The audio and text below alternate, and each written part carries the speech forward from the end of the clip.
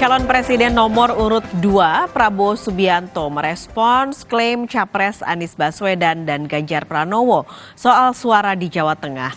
Respon ini disampaikan Prabowo dalam pertemuan dengan ulama se-Aceh sekaligus peringatan 19 tahun tsunami. Prabowo mempersilahkan semua pihak untuk mengklaim bisa meraih suara terbanyak di Jawa Tengah pada Pilpres dan meminta untuk menunggu dan melihat hasil penghitungan suara nanti. Prabowo Gibran diusung Gerindra dan Golkar yang pada pemilu 2019 lalu meraih suara terbanyak ketiga dan keempat di Jawa Tengah.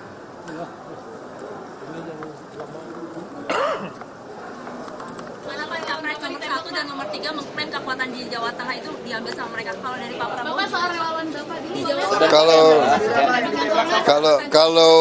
Kalau klaim kan sah, semua orang boleh klaim ya. Insya Allah nanti kita lihat.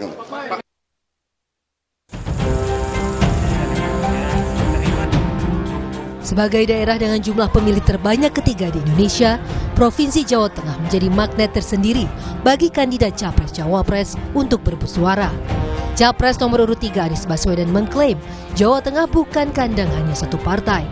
Anies juga bilang nuansa perubahan sudah terasa di Jawa Tengah. Jadi kalau sekarang itu disebut kandang, itu adalah periode-periode sebelumnya. Sementara sekarang rakyat yang menginginkan perubahan itu bukan ada di 1-2 partai, ada di banyak partai. Jadi kami melihat pesan perubahan itu malah menjangkau semua.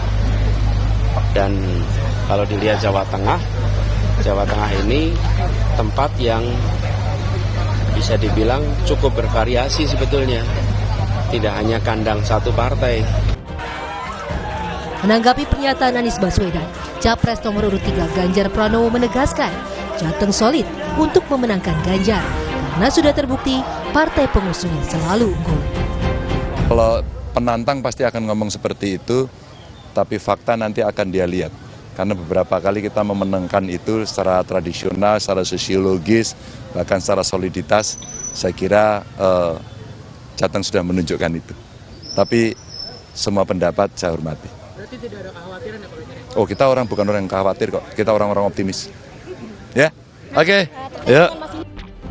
Dalam 2 periode gelaran Pilpres dilaksanakan, 2014 dan 2019, Jawa Tengah menyumbang suara paling banyak untuk kemenangan Jokowi Yusuf Kala, juga Jokowi Ma'ruf Amin. Maka tak heran perolehan suara Capres-Cawapres di Provinsi Jawa Tengah bisa mempengaruhi perolehan suara secara nasional. Tim Liputan Kompas TV.